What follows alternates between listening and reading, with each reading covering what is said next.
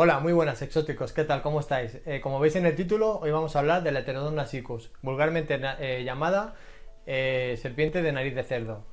Vive originariamente en Norteamérica y también se puede encontrar en México.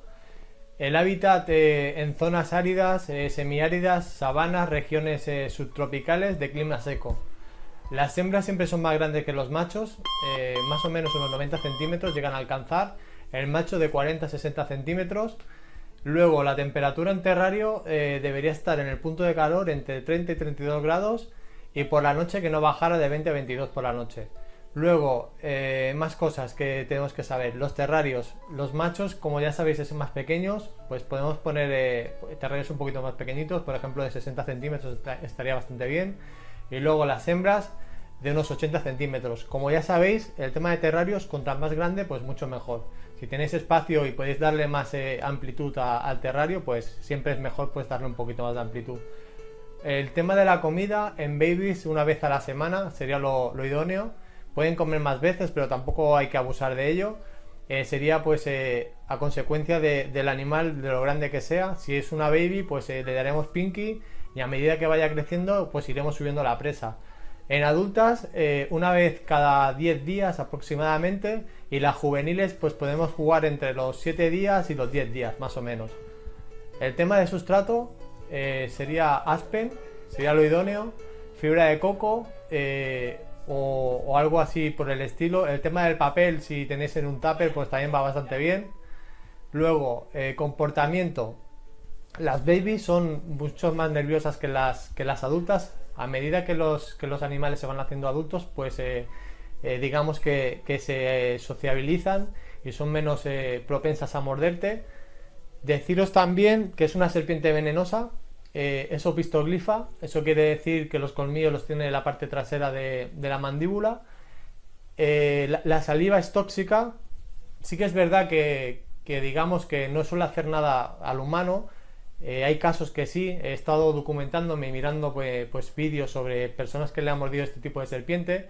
Siempre se dice que es como una picadura de abeja y verdaderamente podríamos decir que es así, pero si por ejemplo se te puede complicar si eres alérgico o si la mordedura, por ejemplo, no es lo mismo que te muerda en un segundo y te la quites, que la dejes varios minutos mordiéndote. Por ejemplo, he visto un caso de una chica pues que le mordió varios minutos y tuvo que ir al hospital y bueno, lo que es la herida pues la verdad queda bastante fea, pero sin deciros cosas para que no alertaros. Si tenéis serpientes de esta no es peligrosa, pero que bueno, que sepáis que también la manipulación tiene que ser un poquito controlada, sobre todo si tenéis niños, que el animal pues lo cojáis lo que sois los adultos, y los niños pues pueden tocarla pero con cuidado. Más cosas para poder seguir contando. El tema del comportamiento. Su comportamiento, digamos, es como si imitara a una cobra. Se pone erguida, lo que es la parte de la cabeza, la plana, y tira strikes. Siempre que te tira un strike, casi siempre va con la boca cerrada, nunca va con la boca abierta, no te va a morder.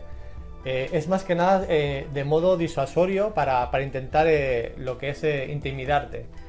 Luego, por ejemplo, si todo eso pues no sirve a modo disuasorio, lo que hacen pues es hacerse las muertas, se dan la vuelta e incluso abren la boca y dejan la lengua por fuera. Deciros también que se me ha olvidado que también hacen como un bufido a la hora de asustaros. Por ejemplo, en la naturaleza ella se alimenta normalmente de sapos, de ranas, porque viven siempre en orillas de ríos, suelen vivir en zonas así. Y la verdad que creo que ya no me dejo muchas cosas más. Deciros que también en la naturaleza mucha gente las confunde con víboras, con serpientes de cascabel.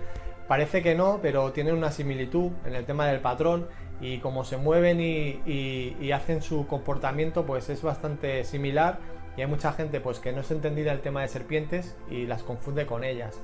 Yo creo que con esta guía queda más o menos completa todo lo que es el tema de este animal. Deciros también que es diurno, que no me he acordado de decirlo. Cualquier cosa que necesitéis saber, ya sabéis, me lo dejáis abajo en los comentarios y nada, y nos vemos en otro próximo vídeo. Hasta luego, adiós.